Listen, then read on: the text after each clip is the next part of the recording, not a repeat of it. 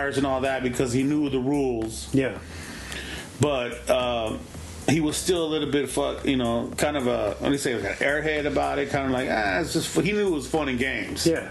So, but Charlie was like, dude, what are the rules, this and that, I saw this dude, and then the remake, what year did it come out in? 2011. 2011, Charlie was a little bit more like, what are you talking about, dude? Because right away he's like, dude, don't you see what's going on, dude? This guy's missing, that guy's missing.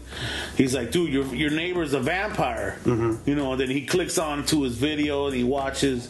He's been already investigating his neighbor. Yeah. But, they flipped it. They definitely flipped it on it. Like I say, I definitely going to finish watching the second, the remake because running late for work and but that's the beauty of film. You know what I mean? Watching people's interpretation. The interpretation always, brother. And that's with life, bro. Because when, like you say, when rumors start, one thing happened at the end. This guy ended up, knocking fool out with one punch, or this guy, like the whole thing with we're talking about Disney and the whole thing with taking over things. Remember the part with when he killed 5 giants, but he actually killed 5 flies with one swat. You know what I'm saying? It's an interpretation. Yeah. So the interpretation of it, it's I liked it. You got to recognize the times and how society was viewing things. That part with Mom was like, are you having a lover's pack? Yeah, Mom, go make her some pancakes while you're at it. You know what I mean? Yeah, it was like very, very, very Believe It the Beaver. Totally oblivious to that, But I feel like that was to she was there to push the story along too. You know what I mean? Where when the vampire comes over and she invites him in and she thinks he's this debonair fucking neighbor. She's excited that he's paying attention to her and that he cares enough to come over and kind of mingle with her and her son But that's the thing that's where the remake kind of goes farther on. Whereas in the original, I feel like the vampire is more ends up being more interested in the girlfriend because that's the painting. Yeah, because the painting reminds or Amy looks like his old girlfriend or wife. That's kind of a bite from like that Bram Stoker's Dracula. Yeah. That whole thing that was the only interest he had in Amy is because he looked like some chick that he was in love with, centuries ago. Yeah, but see, not only so it's like killing 2 birds with one stone, whereas he gets to be with this person who looks like the twin of this person who he was madly in love with, supposedly. Plus, he gets to get closer to hurting Charlie, indirectly by taking his girlfriend's virginity. You see what I'm saying? Or getting to that. That's the point I was trying to say about when he was seducing her. On the chinchilla throw leg. There's in front of the fireplace. In front of the fireplace. It's so romantic. You know what I'm saying? I almost lost my virginity. If you look at the actor, if you're looking at, when an actor is trying to, encompass, who Dracula is or who the vampire is, and he's always seductive, seduces, and all that. And, I would think as an actor, dude, you're trying to give that, but then again, I think there was a moment, and I don't know if you saw it, dude, but he looked at her. Remember, I was kind of like, he played the victim. Yeah. Oh yeah, towards the end, yeah. Yeah, no, because he gave her puppy dog eyes. Mm-hmm. He was just like as in, oh my god, this is happening. You know, and then she's the one who fucking starts mauling on him and shit like that. You know, I thought that was, you know, I would have never saw that as a kid. Yeah. You know, but, you know, being the pig that I am now, you know, I'm just like, oh snap, that fool was just like, you know, he put the game on her, dude. You know, maybe that's what the actor did, bro. Or it could have been that he saw that person who died so many years ago. Maybe that's true. You know, that's true. That's another so, way where so that was like his like a rope, imagining. Yeah, so that was him like, again. Oh, yeah. Like see? It's been so long, I can't believe she's here. You know, True that. See, that's the difference between a pig and you know. But yeah, you saw what I saw. Yeah, you know that actor totally. You know the character. You know, it was cool. It's like he was bringing his walls down. He definitely brought his walls down on that one, brother. Because before that, we see him kind of messing around with all these girls, and he just seems to be this. Oh yeah, for sure. Player, you know, player. Yeah.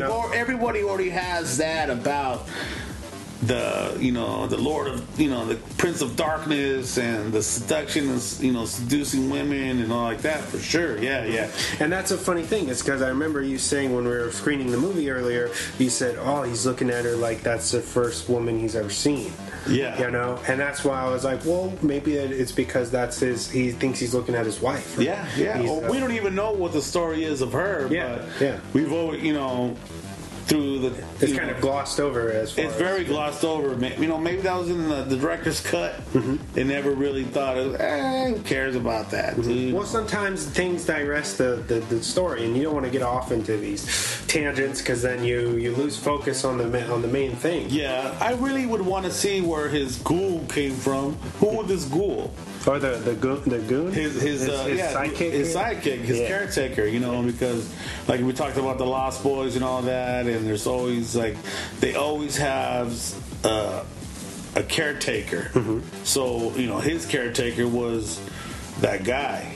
So, you know, but that's probably eating up too much film right there. You know, who cares about that fool? We all know what he's about. You know, he's just a guy that, you know, he controls. Yep. You know, and he proved that when he got shot in the head, and he said some kind of name, and then, you know, Peter Vincent, you know, Charlie's like, what'd he say? Don't trip. You know, and then he all of a sudden he's like, he wakes up, you know, and he attacks him again. So, yeah, you know, it's a well-made, directed, and the actors did well in it. You know, I don't know what we can say about it, man. What does it bring to you? What does Fright Night '85? Thank you for asking me, actually. But no, I love, like I said, I think this is probably my favorite vampire interpretation.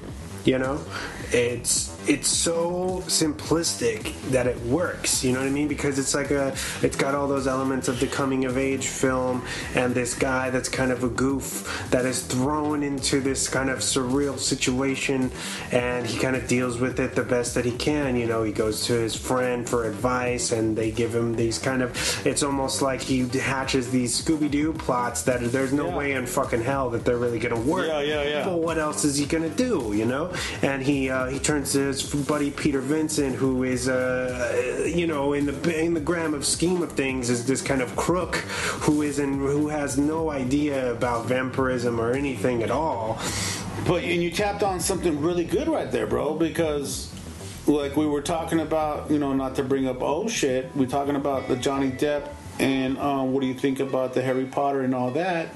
And, you know, that's in the movie where he actually thinks that Peter Vincent is the vampire slayer. Yeah. Back then, these people, they were thinking that TV is reality. Yeah. And they're blurring that line of, you know, fiction to non-fiction. Yeah. Which is very interesting. That would, you know what I mean, is that they would think, Peter Vincent, he's the real deal. So let me kills monsters. Let me, you know, find him, and he's gonna solve my problem. You don't know my life, Amy. So yeah, I thought that was an interesting bit. I thought Peter Vincent, the character, R.I.P. Robbie McDowell. Yeah, he passed away in '98, I believe. So my respects to him. He was that was Cornelius in the Planet of the Apes. That's right. Yeah, he watching a little bit. Like I said, did my homework on that, and the cast and crew were really like at awe. And, approaching it as an actor in the world of Hollywood, dude, they were intimidated by him. Mm-hmm. But I think when they spoke with him, they were so, they had more respect for him because, when they spoke with him, and they gave him, a lot of kudos, dude. They were just saying such a nice guy, and I kind of have a feeling that he put him on game at the set, you know what I'm saying? Because all the actors were pretty much nobodies. The guy that played Charlie is the guy, they said he auditioned for Mask, and the guy who played Evil, he wasn't even supposed to show up for that. Mm-hmm. He thought he was showing up for the reading for Weird Science, but that fool would have never been in Weird Science. So. You know what I'm saying? He just ain't got that. Ed? Yeah. Right? Yeah, Ed Evil? No, he would, but you're so cool. You're so cool, Brewster. That was oh my god, dude. Like you say, what does that bring to you, bro? That's what it brings to me, bro. That was our thing, man. Back in the 80s, we always quoted, as in family, we always quoted certain parts of movies, and they still do, you know what I'm saying?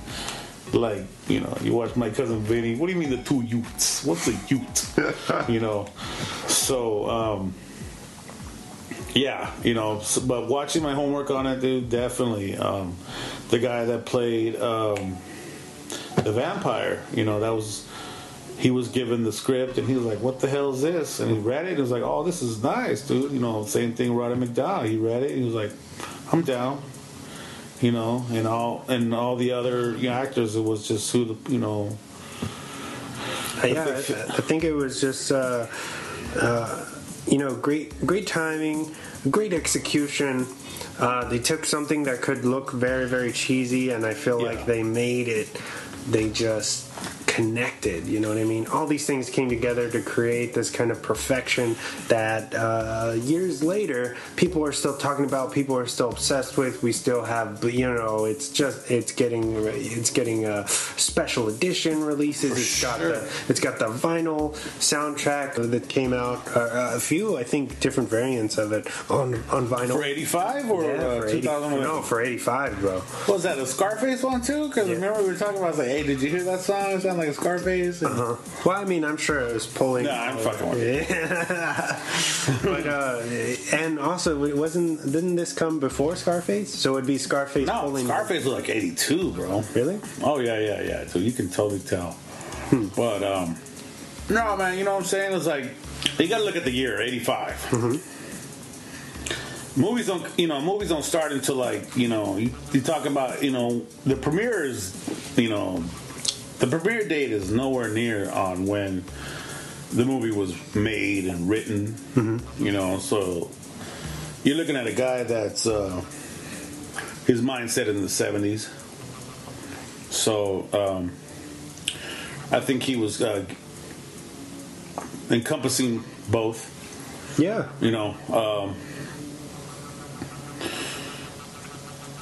I don't know anything about the movie business. I don't know anything about, exactly about the movies. All I know is about what I've seen and my opinion on them. And I've seen a lot of movies, bro. Yeah. You've seen my movie collection. Yeah. That's nowhere near on what I want. But I've always appreciated how a movie's made. My first thing is, I don't know if it's the right thing to say, is the Color Textile. I think that was the name of the company. You know that, but you know, the graininess. You know, like I say, when a movie's made well, you can have the best actor, dude. But if the fucking